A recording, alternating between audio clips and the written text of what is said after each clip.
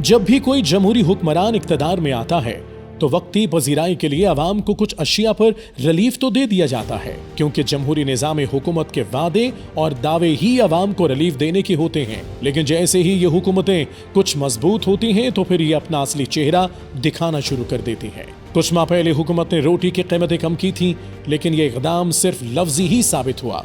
इस जमहूरी हुकूमत ने सस्ती रोटी तो क्या देनी थी, नए टैक्स लगाकर 2 वक्त की रोटी खाने की ताकत भी छीन ली, क्योंकि एफबीआर ने फाइनेंस एक्ट 2024-25 के जरिए गंदम की मसनूआत बशमूल आटा, मैदा, सूजी, फाइन चौकर वगैरह पर निस्फ से 2.5% विदहोल्डिंग टैक्स आयद कर दिया है। इसके अलावा गंदम की मसनूआत के फाइलर और नॉन फाइलर होलसेल डीलर्स पर भी विदहोल्डिंग टैक्स नाफिज कर दिया गया है, जिसका बराह रास्त असर गरीब आवाम पर पड़ेगा, क्योंकि इस टैक्स से 20 किलो आटे का थैले की कीमत में 40 रुपए फी थैले तक इजाफा हो जाएगा, जबकि दीगर मसनूआत, मैदा और फाइन आटा की कीमतों में भी 200 रुपए फी बोरी इजाफा हो जाएगा। ये टैक्स फौरी तौर पर नाफिजुल अमल है, जिससे गंदम की सारी मसनूआत की कीमतें बढ़ जाएंगी।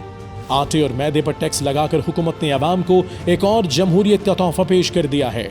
रोजमर्रा की चीजों पर टैक्स लगाने से अवाम बराह रास्त मुतासिर होंगे। जो लोग पहले ही 2 वक्त की रोटी खाने से कासिर हैं, उनको मजीद टैक्सों के बोझ तले दबाकर उनके मुंह से नवाला छीनने की कोशिश की गई है। नाम नेहाद जमहूरी हुकूमत के इस फैसले से मजदूर बदहाल होंगे, ताजर कंगाल और अवाम निढाल होंगे।